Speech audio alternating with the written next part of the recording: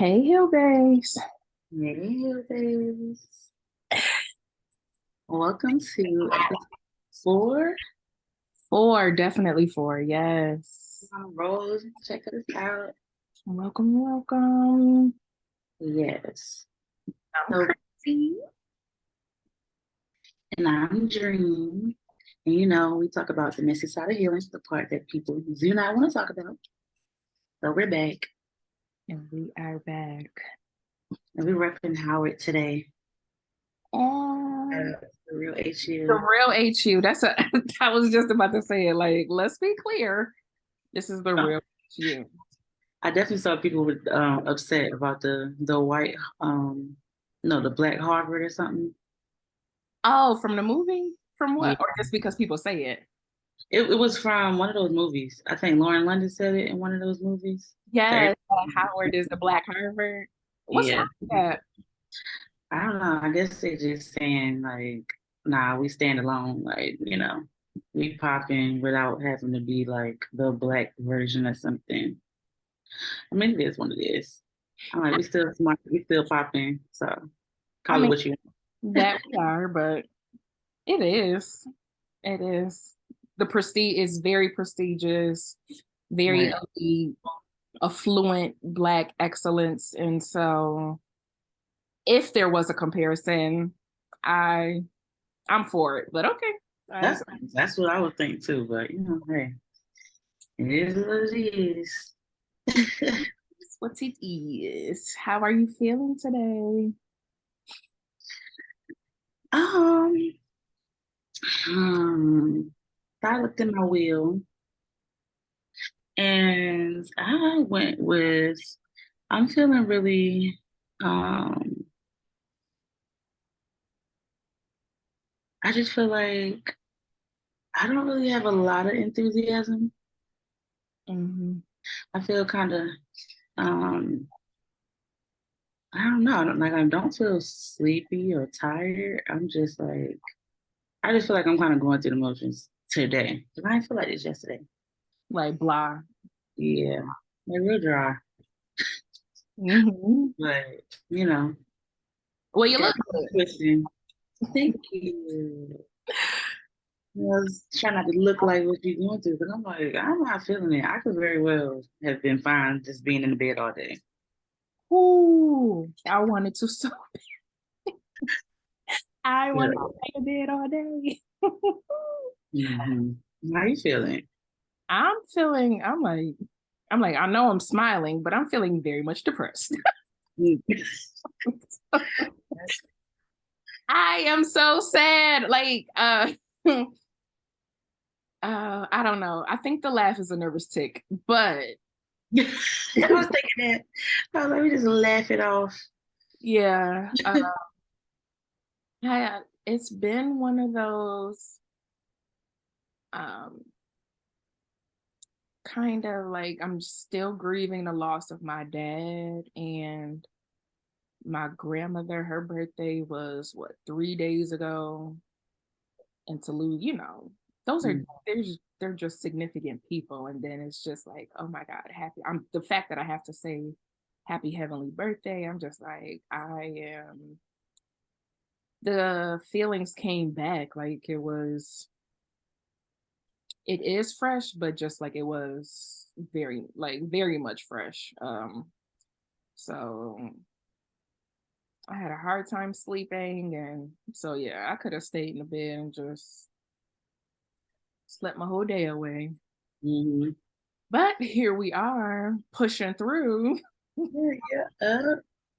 I'm Pushing. proud of you for pushing through and showing up. It's Thank you. very encouraging, All right. for real. It's like, gotta do it, gotta do it.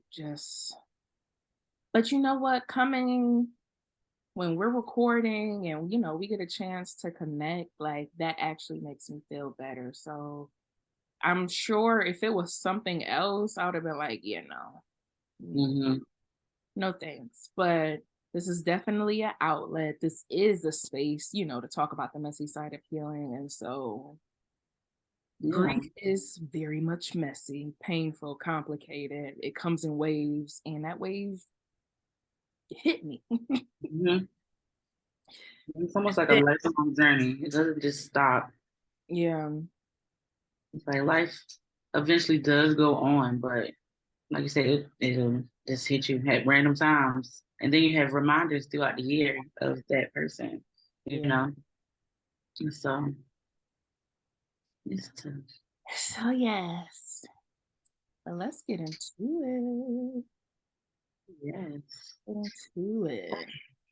What is our topic? I'm like, let me scroll up. So yeah. Ooh, trauma bonds. Yes. Trauma bonds. The I feel chemistry, like what it is, and signs. yes. You feel So like no, I was gonna say I really haven't heard a lot of people talk about it lately. I don't know, during COVID, I feel like all I was hearing about was trauma bonds and stuff. But I'm like, oh, it's very much still a thing, and absolutely. it is very much some people tied in and having a hard time getting out. But yeah, so you definitely thought it would be a good idea to kind of, you know, talk about it, bring some awareness to it. And this is more than likely going to be like a 2-part series. We'll try Absolutely. to bring it all together in 2 parts. Yeah. I saw I actually reposted a little bit ago, some tweet and the chick is like, I was today years old when I found out that the butterfly feelings was actually um like the butterfly feelings wasn't a good thing. It's actually a bad response. And I was just like, oh yeah, we definitely gotta talk about this because you ain't no sense. Oh, Right. we Yeah. gotta talk about That's it. Butterflies ain't cute. It ain't what mm, you think it is. honestly, it's really like it should the light bulb should go off in your mind, like, oh, I need to think about this. Like, what is my body trying to tell me? But I think because we're like, all the hormones and things are raging and we think about it so quick that we just automatically assume like, oh, like I love him or he's the one, like this is my husband. Like it gotta be because it's all I could think about. Like he's just perfect. And it's just like it I, says right now, like your nervous system, like is activated, and it's either A, like it's telling you to avoid and run away, or B, it's telling you like, okay, maybe you should stay. Like this is probably good for you. But I think because it happens so fast, like our part of our brain kind of shuts off, so we aren't even able to make like a logical, like determination of what our body's trying to say. We just kind of just go with it. And then of course we find out later on down the line, like, damn, my body was telling me to leave. And now I can't because like now I'm like stuck. I'm addicted to him now.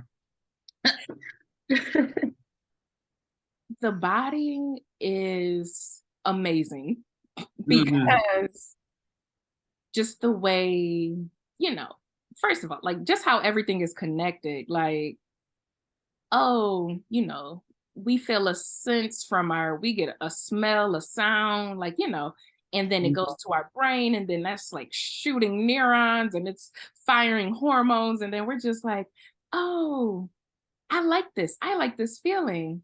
And then go to therapy and they're like, oh, the reason you're used to that feeling is because you were scared as a child. And so now every time you get in that same situation or something reminds you of it, your body is scared again. And so those are the butterflies. Right. Hmm. I remember hearing something and it says it was um like, oh, like he feels like home, but it's like, okay, home wasn't a great place. So yeah, he probably does feel like home. And home wasn't great. He's not great either. But when I think about it, our body is just like, oh, wait a minute, that's familiar. So it's like, I remember this. And then we kind of get into like a phase of just being like infatuated with that person. It's just like it's almost like mimics like OCD, but just like in the love phase, where we just constantly think about them. We always want to be around them. You always want to do things for them or like with them. Like don't want them out your sight. You spend like hours and hours and hours on the phone, like day in day out. Like it gets really crazy, and then you like try to put on like your best self. You already as like trauma survivors are already wearing like a mask anyway, but you pull out your best mask, so that person will like choose you because you like no, that feels very familiar. Like I need that one. And so yeah, it is really crazy like how it works. And it's really like the chemistry part of it. That's the part I think we don't really understand. It's like when we talked about like coping mechanisms, like it's really like the chemical makeup in your brain. Like this is actually happening. And it's really like, unconsciously. Yeah, it is. So I want to give everyone the definition. So trauma bonding is the attachment of an abused person feels for their abuser, specifically in a relationship with a um cyclic silico circular okay pattern. So Yeah. the bond is created due to a cycle of abuse and positive reinforcement. Yeah. Okay. It's dysfunctional attachment that occurs in the presence of danger or shame or exploitation. And like their trauma bonds are nothing to be ashamed of. Because it truly is, just like Dream said, it truly is a chemical in your brain that's like, oh, your brain is supposed to protect you, it's supposed to help you survive and like no matter what the situation. So if those chemicals start firing, if those hormones start firing, and you're like, oh, this is familiar, then of Mhm. course it's going to be a lot easier for you to form that trauma bond with someone else. Right. So It's yeah. almost like your brain is trying to like rewrite the past. So like maybe this person reminds you of someone that did abuse you when you were younger, or maybe one of your parents that was like emotionally unavailable. So like unconsciously, you're like, okay, well, if I get him to love me now, that's kind of making up. Well, that's what your brain is thinking. Like if I get him to love me now, it'll kind of make up for the fact that that person didn't love me then, or like I can change the way that things are, you know. So it's really crazy how they works. And Definitely. it's definitely it takes some healing to like understand what's going on. Mhm. 'Cause if not, you're gonna be in there real heavy, like stuck. I'm like, trust. Yeah. Mm, Personally, growing up with a bipolar parent, specifically my dad, everybody, well, everybody does not know, let me not say that, but everybody has the idea that the bipolar it's either like manic or it's like super low.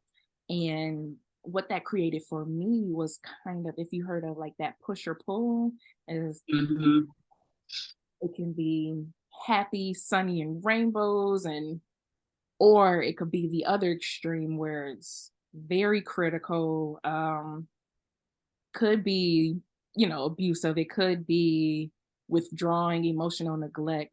And so just from, experiencing that in my childhood, I found myself in a lot of relationships where guys were emotionally unavailable, you mhm, know, and I was drawn to that. It was something I was used to, you know. right.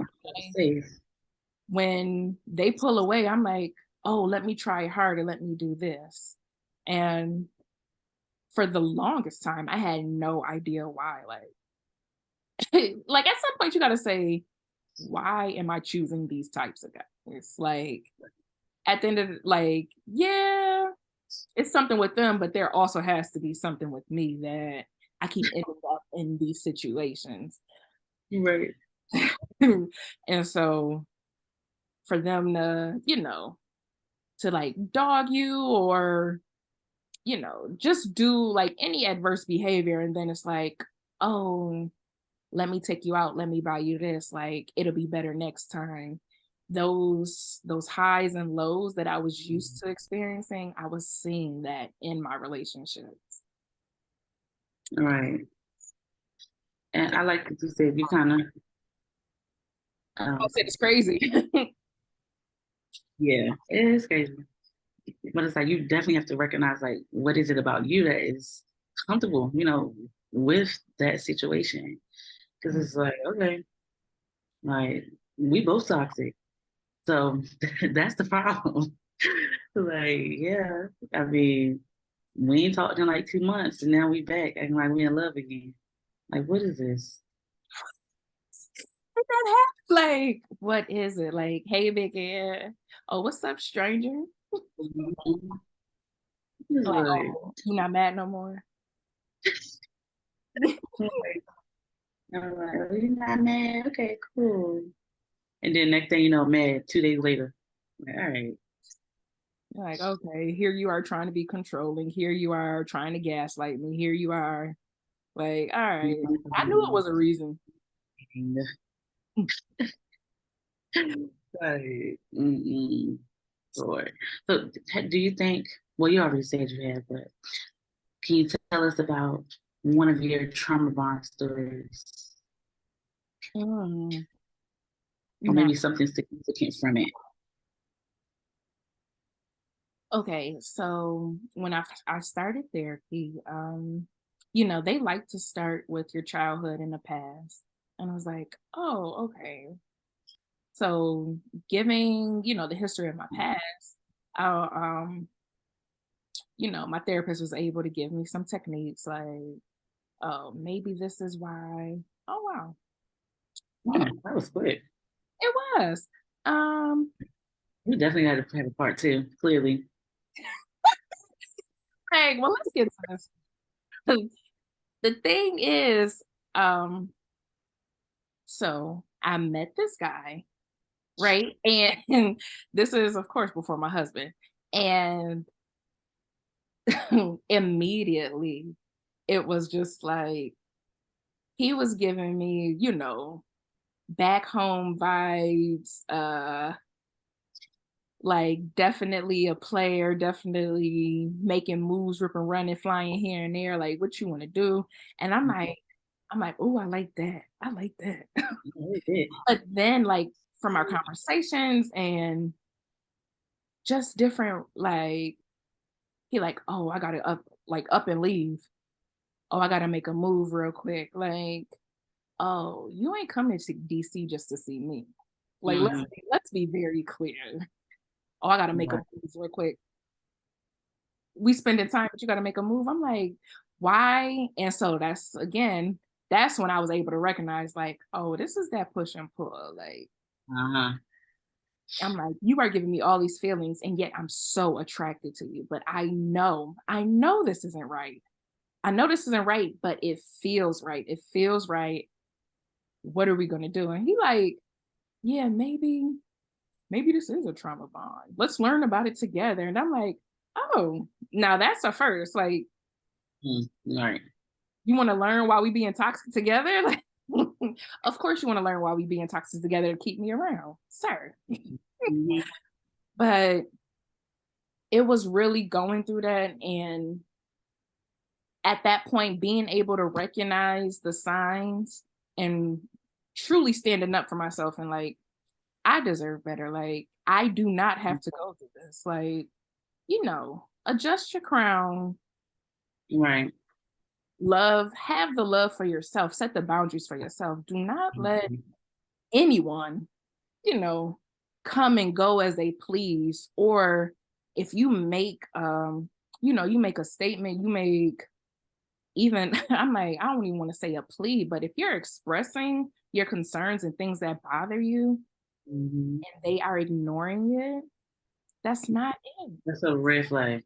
It's a red flag. It is. And it's like at this point, I know I'm getting better. I recognize it. I'm communicating it to you. And still, we're still going through these same circles that I went through before. So it was clear as day, like, no, this is not going to work. Right.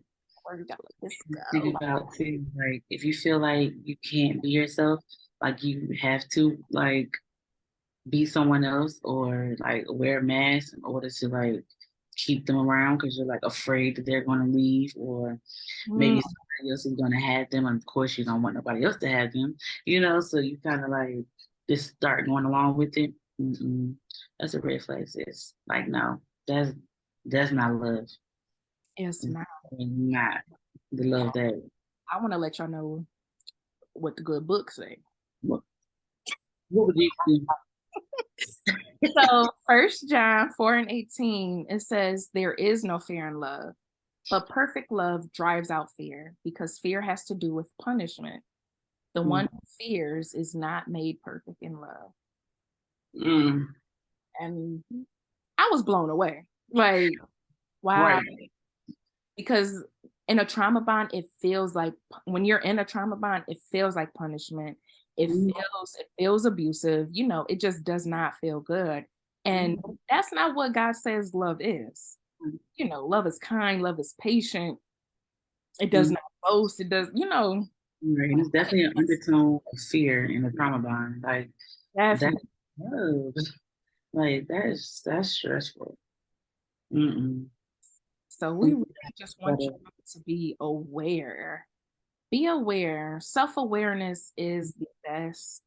If it's if you are feeling that tingly feeling, dig deeper. Mm. Dig It's- deeper. You can feel it from your head. I could used to feel it from my head all the way down to my toes. It was the mm-mm.